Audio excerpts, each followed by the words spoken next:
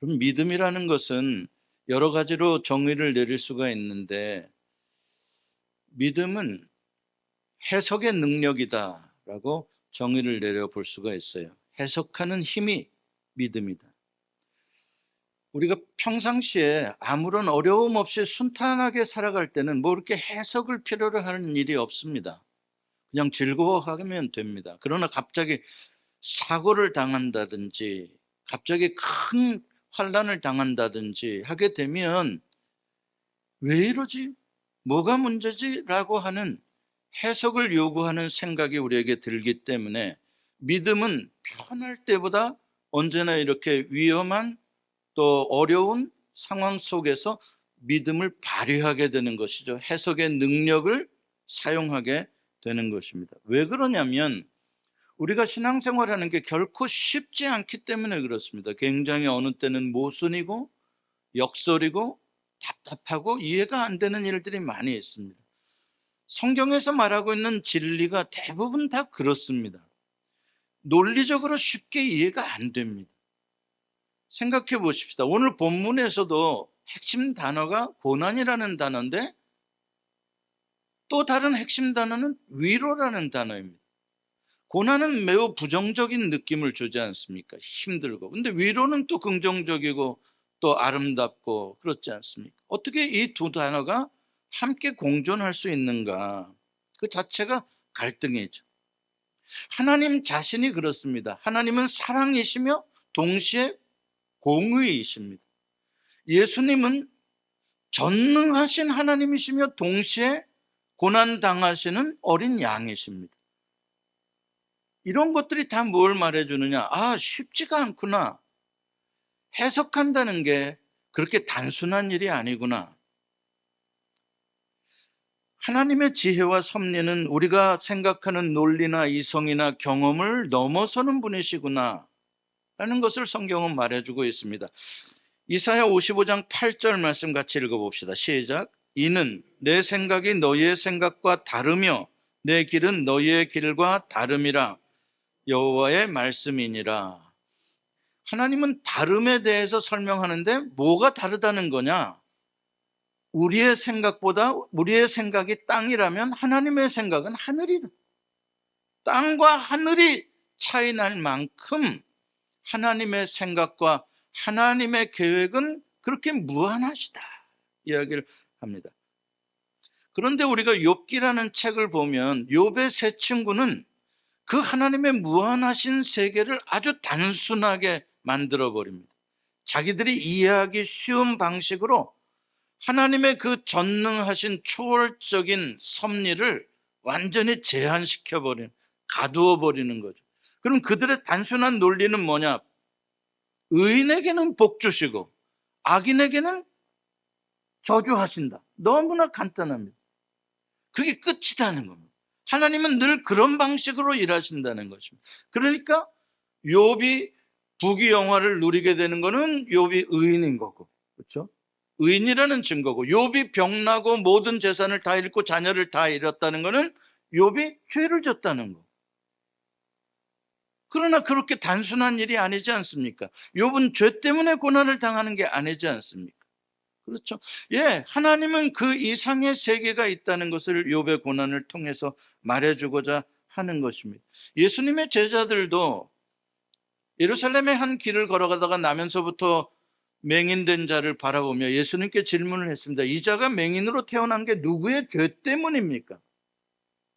선천적으로 장애를 가지고 태어난 게 누구의 죄 때문이라고 단정해버리는 이 단순함. 그러나 예수님께서는 아니다. 누구의 죄 때문이 아니라 저를 통하여 하나님의 하시는 일을 나타내려 하심이라. 전혀 해석이 다르지 않습니까? 우리가 육체를 갖고 이 세상에 사는 동안에 고난이라는 문제는 아무도 피할 수가 없습니다. 저 사람은 고난이 없겠지. 그런 사람 없습니다. 저렇게 부자인데. 아니요. 우리는 다 우리의 몫에 나름대로의 고난이 있고 나름대로의 고난은 경중을 비교할 수가 없이 누구나 다 자기의 고난이 크게 느껴집니다. 그래서 욥을 통해서 우리가 고민하게 되어지는 것은 하나님 왜 선한 사람들에게, 의롭게 살려는 하나님의 백성들에게 이렇게 고난이 오는 것을 허용하십니까? 적어도 하나님이 주신 고난은 아니라고 하더라도 왜 막아주시지를 않는 겁니까? 라는 생각을 하게 되는 것입니다. 오늘 본문도 사도 바울과 전도팀들이 예수의 복음을 전하기 위해 아시아와 여러 마케도니아와 아가야를 다니면서 몇 년 동안 전도를 하는 가운데 너무나 많은 고난을 겪은 것입니다.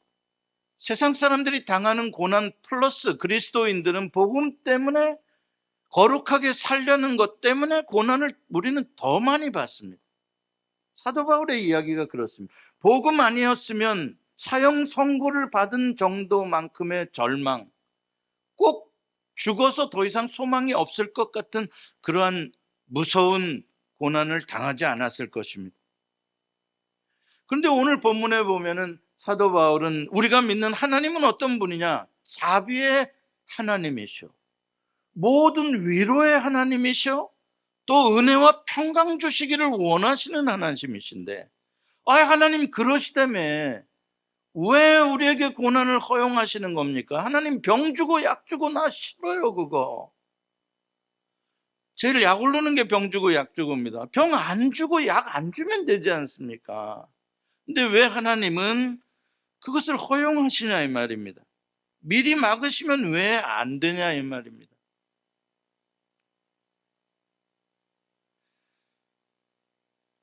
고난 이야기할 때 언제나 나오는 게 다니엘의 세 친구 사드락과 메삭과 아벳느고가 풀무불 속에 들어갔다는 이야기가 나옵니다.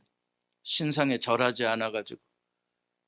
그런데 그 속에서 풀무불 속에 던졌는데 네 번째 사람이 풀무불 속에서 같이 춤추며 있다가 나왔는데 머리털 하나도 그르지 아니하고 나왔다는 겁니다.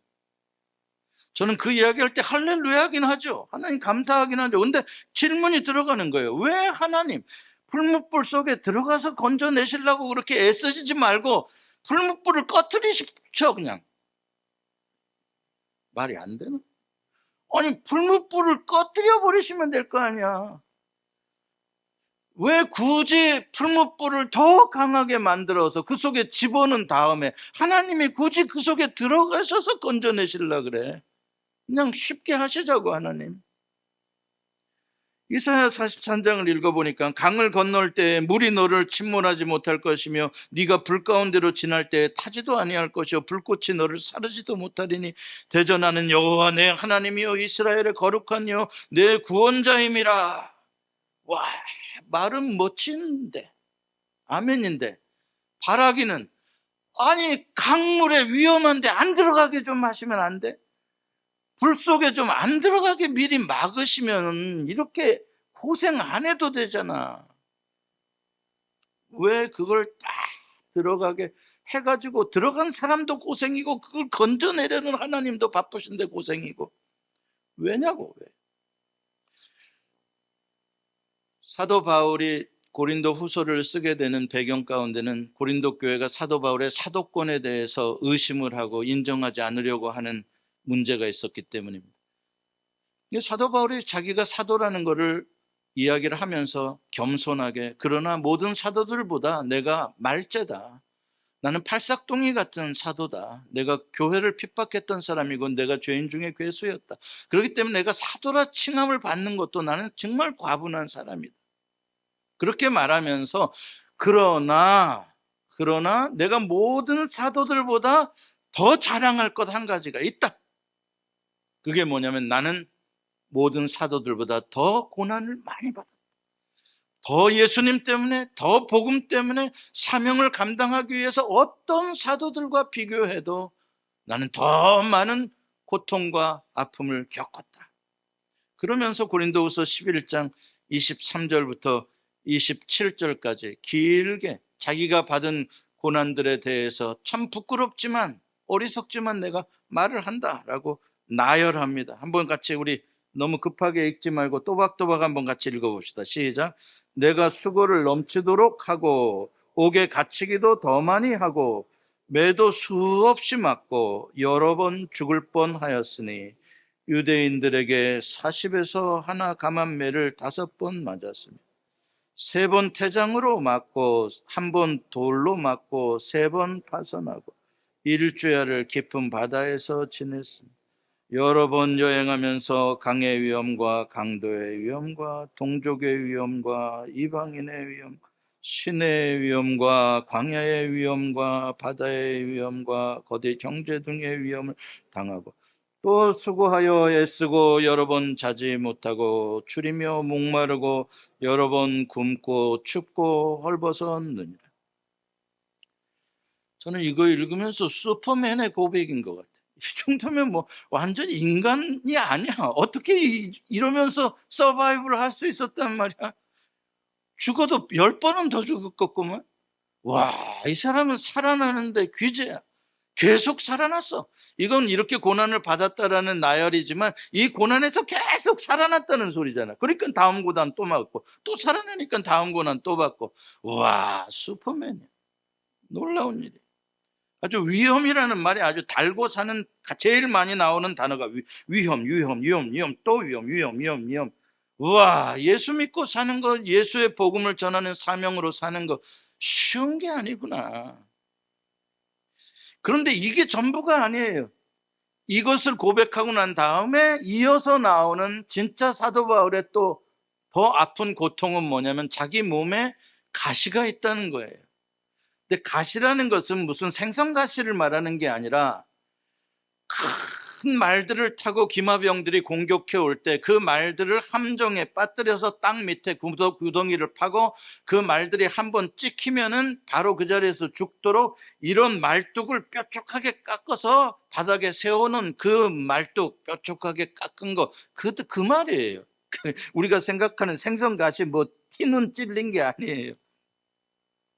그런 게 바울을 괴롭히고 있는데 이 위험을 당하면서 몸도 괴로우면 어떻게 정상적인 사람도 이거 고통 당하기 견디기 어려운데 자기가 어떻게 보면 불구의 몸으로 이걸 어떻게 이겨내냐고. 그러니까 자기가 하나님 앞에 3번 간구했다는 거예요. 이 가시를 나에게서 제거해달라.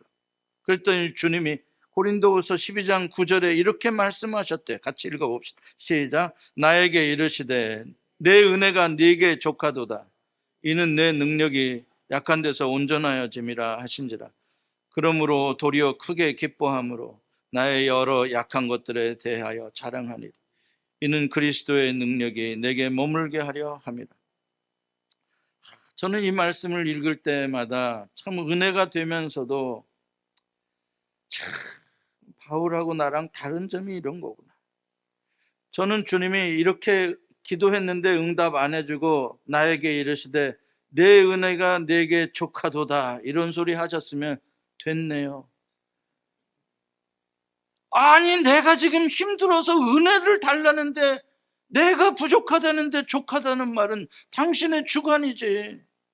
그건 당신 생각이지. 나는 당신의 은혜가 필요한데. 나는 여기서 이미 시험 들었을 것 같아. 근데 이는 내 능력이 약한 데서 온전하여짐이라. 이 소리는 들리지도 않아. 무슨 개똥딱지 같은 소리야 이랬을 것 같아. 그런데 바울은 다르더라고. 이 소리를 딱 듣자마자 이게 무슨 말인지를 바울은 딱 알더라고. 그러므로 도리어 크게 기뻐함으로. 와, 역시 바울은 바울이구나. 그러니까 바울이 추구하는 목적의 삶은 내가 얼마나 건강한가, 내가 얼마나 편안한가를 추구한 게 아니에요. 그걸 추구했더라면 아니 병 고쳐줘야지 목적이지. 무슨 고쳐주지 않고 내 은혜가 내게 족하다? 말이 안 되지. 오늘 바울은 거기에 목적이 아니라 바울의 삶의 목적은 주님의 능력이 나를 통하여 나타나시옵소서야.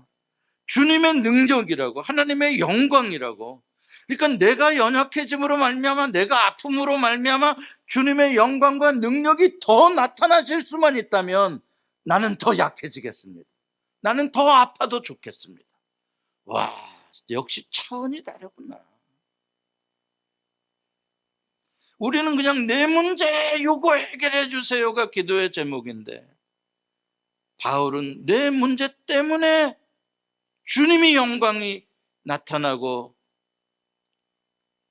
주님께서 주님의 뜻을 이루실 계획이라면 나는 아파도 좋고 가난해도 좋고 나는 오히려 그것을 기뻐하나이다. 바울은 오늘도 말씀을 통해서 왜 다양한 고난들을 하나님께서 그리스도인들에게 허용하시는지에 대해서 그 의미를 이렇게 깨닫고 있습니다. 오늘 본문 9절도 같이 읽어봅니다. 시작. 우리는 우리 자신이 사형 선고를 받은 줄 알았으니 이는 우리로 자기를 의지하지 말고 오직 죽은 자를 다시 살리시는 하나님만 의지하게 하심이라. 아멘. 오직 죽은 자를 다시 살리시는 부활의 하나님, 생명의 하나님, 전능하신 하나님만 의지하며 살게 하는 믿음을 갖게 하려고 고난을 허용하셨구나. 고난을 통하여 그 믿음이 자라나는구나. 고난이 없으면 부활신앙이 말로만 이론이지 그 믿음이 생기지 않는 거구나. 그래서 어떠한 고난 상황에서도 하나님이 승리하시고 하나님이 구원하실 것을 믿어버리면 세상을 이겨버리는 거예요. 어느 것으로도 그 사람을 공격할 거리가 없어지는 거예요. 오늘 본문을 통해서 사도 바울이 고난을 허용하시는 하나님의 의미에 대해서 세 가지로 깨닫고 있는 것을 우리는 알 수가 있어요. 첫 번째, 이 고난을 통과하면서 내가 하나님을 의지하고 하나님께 기대고 그러므로 통하여 하나님과 내가 고난을 통하여 점점 하나로 연합되어져 가는 거예요. 고난의 시간 동안은 내가 하나님과 연합되어지는 시간이에요. 이게 어마어마한 우리의 신앙에 유익한 것이기 때문에 하나님은 고난의 시간을 통하여 내가 하나님과 연합된 삶을, 친밀한 삶을 살아가도록 우리를 훈련시키신다. 두 번째, 하나님은 우리가 고난당하는 데에서 구원하시는 역사를 통해서 꼭 죽을 사람이 살아나는 역사를 통해서 하나님이 지금도 살아계시며 하나님이 주권자, 전능자 되신다는 사실을 세상에 선포하고 계십니다. 세상에 알려줘. 이게 하나님의 영광을 나타내신다. 나의 고난을 통하여 하나님의 영광을 나타내신다. 그러니까 나의 고난을 통하여 하나님의 영광을 나타내시기 위하여 하나님은 반드시 우리를 고난에서 승리하게 해주시는 것이죠. 이게 두 번째 목적이에요. 세 번째 고난의 의미는 뭐냐? 동병상련이라고 아파 본 사람이 아파 본 사람의 아픔을 알아. 암을 겪어본 사람들이 암을 겪은 사람의 고통을 알아. 항암 치료를 해본 사람이 항암 치료를 지금 하는 사람의 고통을 알아. 이런 똑같은 원리로서 우리 그리스도인으로 하여금 이 고난의 깊은 경험을 통하여 이 세상에서 혼자 아파하는 사람들, 외롭게 아파하는 아무도 알아주지 않는 그들의 고통을 알아주고 그들을 위로해주게 하기 위해서 우리로 하여금 또 다른 위로자, 우리로 하여금 보혜사의 삶을 세상 사람들의 아니면 형제 자매들에 대해 살게 하시려고 우리에게 고난을 경험하게 하셨다. 예수님께서도 그 모든 고난을 다 경험하셨기 때문에 우리를 위로하실 분이 되었던 것처럼 우리도 마찬가지 세 가지의 이러한 하나님의 아름다운 목적이 있는 거예요. 그러니까 이 고난의 의미를 해석해내게 되니까 믿음으로 고난은 죽고 아프고 괴롭고 화나는 일이 아니라 고난은 감사한 일이 되는 거예요. 그래서 찬송하리다가 오늘 본문 3절에 제일 먼저 나온 고난의 이야기는 그 다음이야. 다 찬송하리다 아래 다 들어가는 거예요. 여러분과 저에게 이 믿음이 생겨나길 원합니다. 고난 가운데에서 주의 영광을 찬송할 수 있는 사람. 그래서 로마서 12장 10절에 이렇게 말씀합니다. 같이 읽습니다. 시작. 소망 중에 즐거워하며 환난 중에 참으며 기도에 항상 힘쓰며.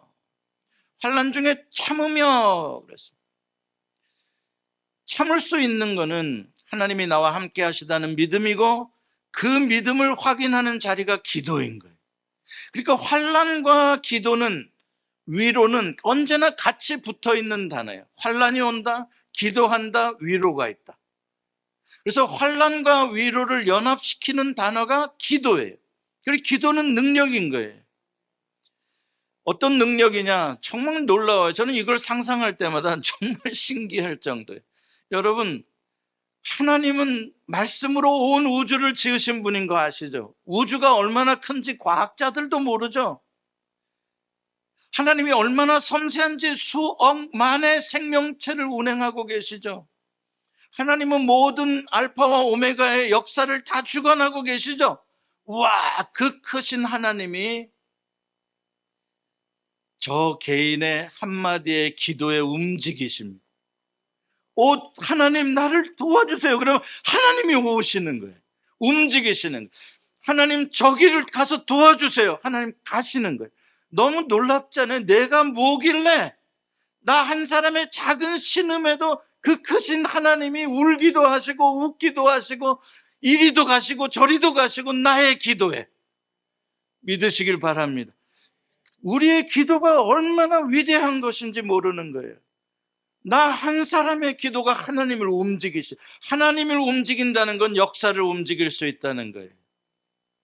그래서 기도하는 거예요.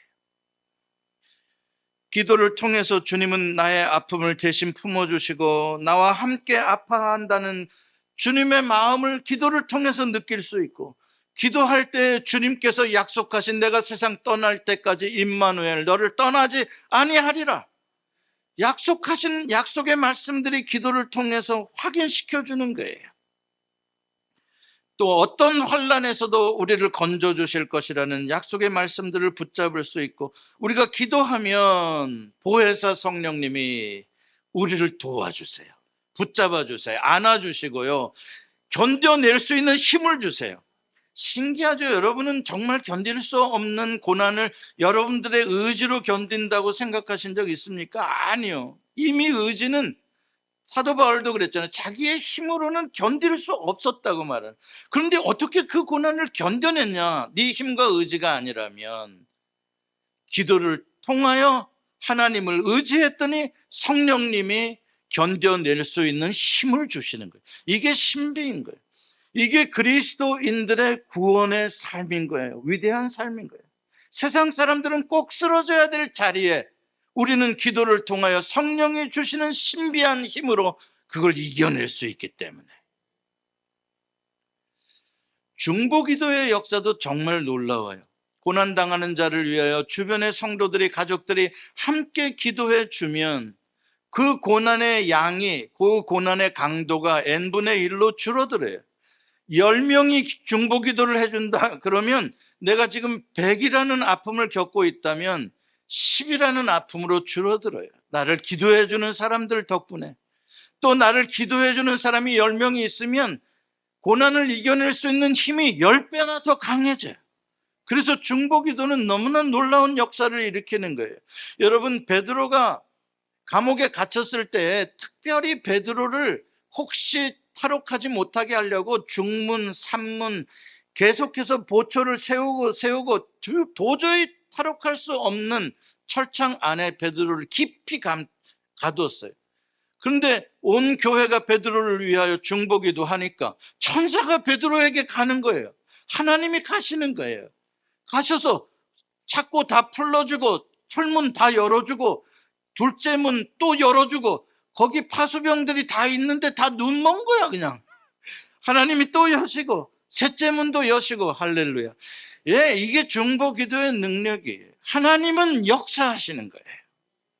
오늘 본문에 위로라는 단어가 고난이라는 단어보다 더 많이 나오는데, 이 위로라는 단어가 영어로는 comfort라고 나오지만 원어와는 조금 뉘앙스가 달라요. 원어는 파라클레오라는 단어인데, 파라클레오? 어디서 들어본 듯한 단어인데 여러분들이 어디서 들어봤다라고 느껴지는 이유는 파라클레토스라는 것 때문에 그럴 것입니다. 파라클레오라는 건 합성어인데 파라라는 접두어와 클레오라는 단어입니다. 명사입니다. 파라라는 말은 close beside라는, 영어로 말하면 close beside라는 말은 내 곁에 가까이 와서 붙어 있는 거예요. 가까이 붙어 있는 거 close beside. 클레오라는 말은 calling이라는 말이에요. call, 부르는 것이에요. 그러니까 이 말의 뜻은 파라클레오라는 것은 내가 힘들고 어렵고 외롭고 할 때 불러. 나 좀 도와주시오. 그럴 때 그 소리를 들은 사람이 가까이 와서 나와 딱 붙어서 나를 위로해 주시고 안아주시고, 이게 파라클레오예요. 그게 보혜사인 거야. 그래서 보혜사 성령님을 파라클레토스라고 부르는 거예요. 똑같은 거예요. 그러니까 예수님이 부활하시고 하늘에 가 계시잖아요. 그런데 예수님이 어떻게 우리가 부르면 우리 곁에 오시냐? 그게 바로 성령을 보내주시겠다는 거예요. 성령님은 부르면 내 곁에 오시는 분이야. 파라클레토스. 와서 나를 위로해 주시는 분이요, 나를 감싸 주시는 분이요, 나의 아픔을 대신 품어 주시는 분이요, 그 아픔을 이겨낼 수 있는 힘을 주시는 분. 왜냐하면 우리는 연약해서 쓰러지니까, 못 일어나니까. 그게 바로 하나님의 구원이십니다. 위로의 하나님. 선지자 엘리야가 7년 동안 혼자서 아합 왕과 이세벨을 상대로, 바알 선지자들을 상대로 싸운 건 아시잖아요. 그러다가 엘리야는 완전히 이그저스트 돼가지고 더 이상 살 희망이 없다고 생각하고 너무 지쳐서, 여러분 사람이 너무 지치면은 숨 쉴 힘도 없어요. 그러다 죽는 거예요. 로뎀나무 아래에서 숨을 헐떡이면서 이젠 다 희망이 없습니다. 나를 이제 죽여주십시오. 하나님께 이야기를 하고 쓰러집니다. 죽음 같은 잠을 잡니다. 기력이 없으니까. 그때 어떻게 하십니까? 나를 죽여주십시오. 부르는 거예요. 하나님을 부르는 거예요. 그러면 하나님은 뭐예요? 파라야, 파라. 클레오를 들으시고 하나님이 다가오시죠. 엘리야 옆으로 오시잖아, 하나님이. 엘리야를, 잠자는 엘리야를 어루만져 손으로 쓰다듬으셨다 그러시잖아. 그리고 저가 깊이 자고 깨니까 그를 위하여 떡과 물을 준비했다가 먹이고 마시게 하고 또 한 번 깊이 잡니다. 하나님이 곁에서 그늘 되어 주시며 위로하시며 감싸 주시며 다시 일어날 수 있는 힘을 주셔서 그 다음부터 엘리야가 하나님만을, 여호와만을 의지하고 더 멀리 더 위대한 사역을 해내잖아요. 파라클레오, 파라클레토스의 하나님이신 거예요. 결코 혼자 두지 않으세요. 엘리야는 나는 혼자입니다. 그래서 언제나 나뿐입니다. 더 이상 못하겠어. 아니야. 내가 너와 함께 있어. 하갈이라는 여자는 성경에 나오는 불행한 여자 중에 하나입니다. 사라의 몸종이었죠. 그래서 자기가 원하든 원하지 않든 간에 억지로 자기 남자 주인인 아브라함의 첩이 되지 않습니까? 자기 여주인이 시킨 거죠. 그래서 이스마엘을 낳았습니다. 뭐 그리 잘못한 게 없습니다. 그냥 종이니까요. 하라는 대로 주인이.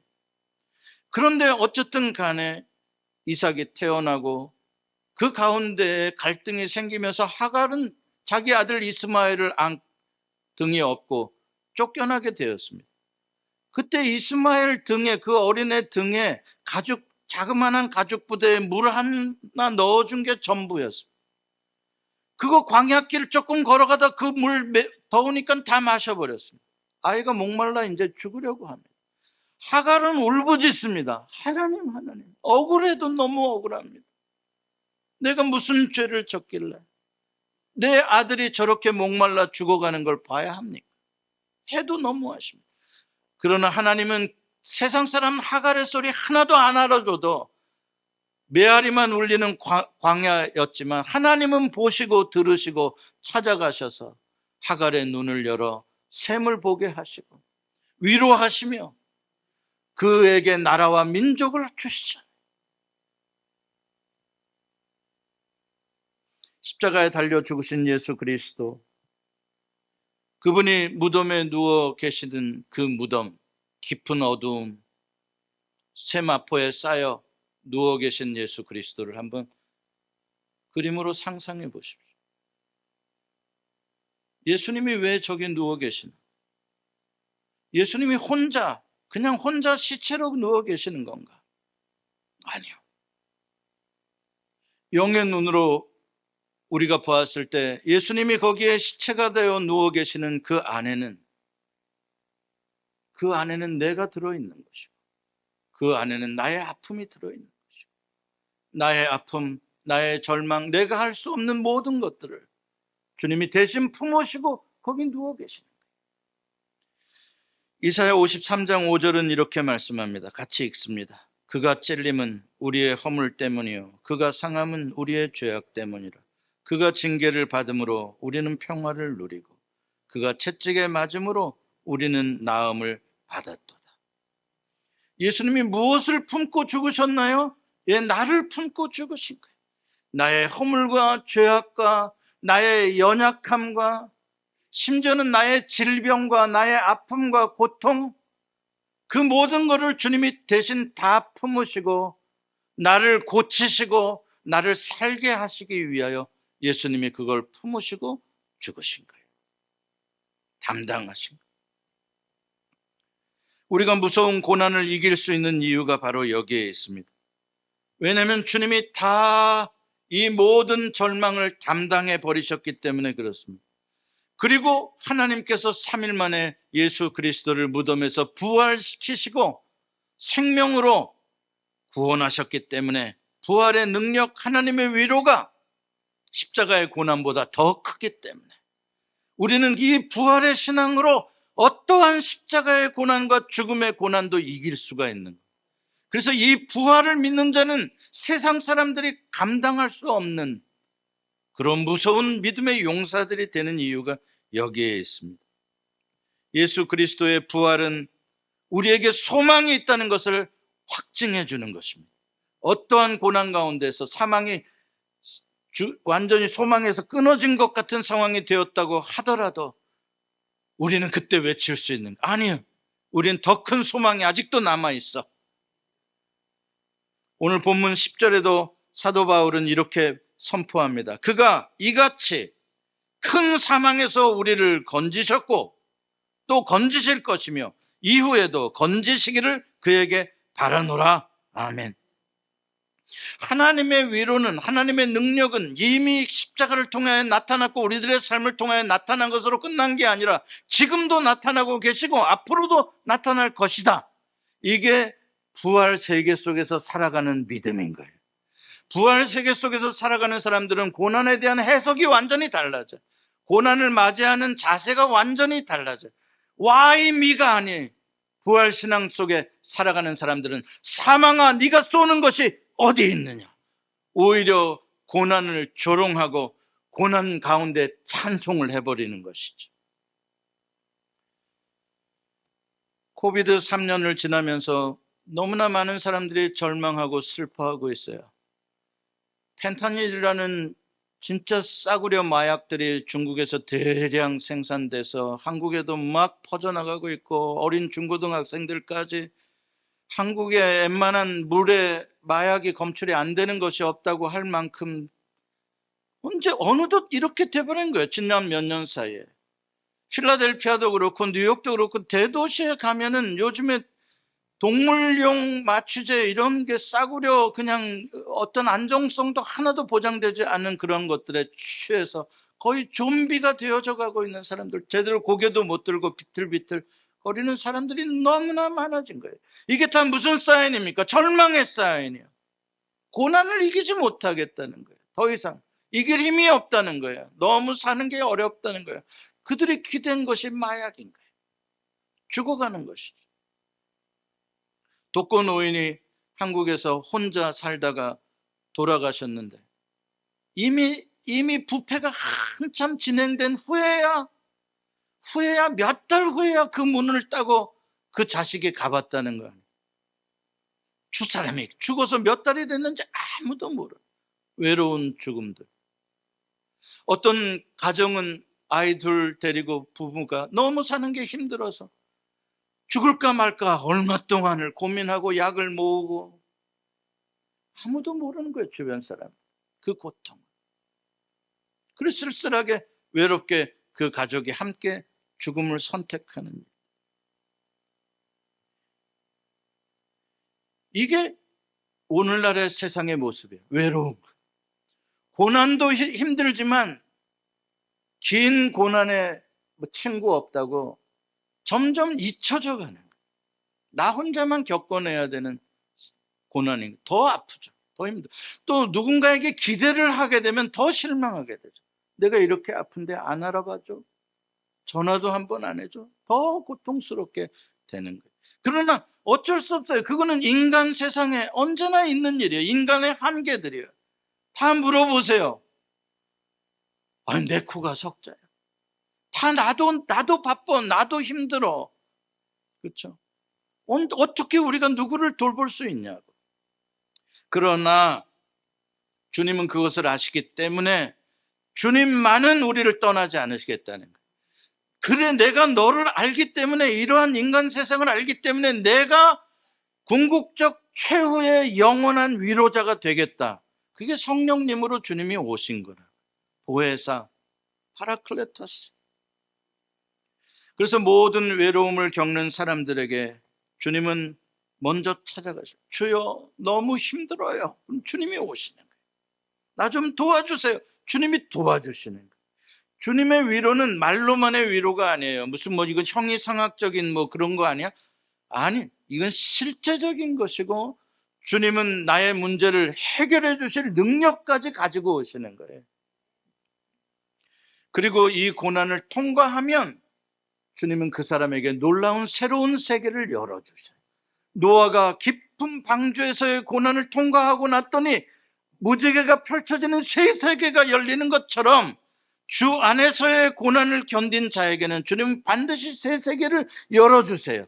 우리는 그게 상상이 안 되죠. 내가 언제 어떻게 저렇게 비키니 입고 내가 해수욕장을 하겠어? 내가 이렇게 지금 병원에 누워있는 지가 몇 년인데? 아니요.